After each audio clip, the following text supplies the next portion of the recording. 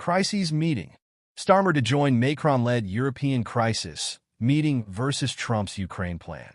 The French president, Emmanuel Macron, was on Saturday night seeking to convene an emergency meeting of European leaders, including the UK Prime Minister, Keir Starmer, as concerns grew over Donald Trump's attempts to seize control of the Ukraine peace process.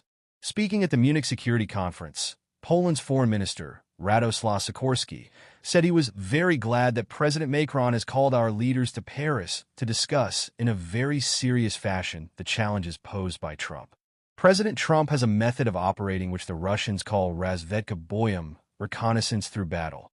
You push and you see what happens, and then you change your position, and we need to respond, the Polish minister said.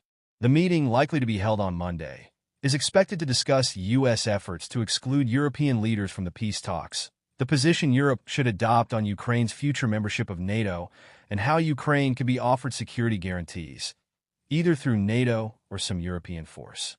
Downing Street confirmed on Saturday it had heard about the proposed meeting, and officials made clear that Starmer would attend and take messages from the meeting to Washington this week, when he will meet President Trump.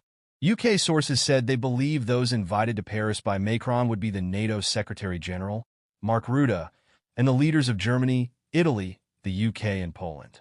Starmer said, "This is a once-in-a-generation moment for our national security where we engage with the reality of the world today and the threat we face from Russia.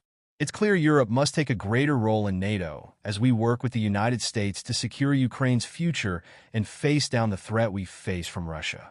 The UK will work to ensure we keep the US and Europe together. We cannot allow any divisions in the alliance to distract from the external enemies we face." Macron's speed in trying to unite European leaders behind a joint response shows the extent of anxiety in Europe about U.S. efforts, both to control the process and exclude European governments from any detailed negotiations between the U.S. and Russia. The prospect of Starmer's involvement also highlights how the UK Prime Minister is becoming drawn into a European response, despite the UK having left the EU. With European leaders expected to convene in Paris, it is anticipated that Russian and U.S. officials will meet in Saudi Arabia this week to map out what they intend to be the peace process. The Europeans' anxieties intensified on Saturday when Trump's special envoy for Ukraine, Keith Kellogg, said it was not realistic for Europe's leaders to be involved. "It may be like chalk on the blackboard, it may grate a little bit, but I am telling you something that is really quite honest," said Kellogg at the Munich conference.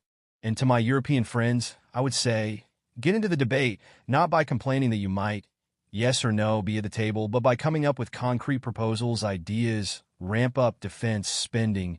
Kellogg said he was working on Trump time, and an agreement was expected in weeks and months.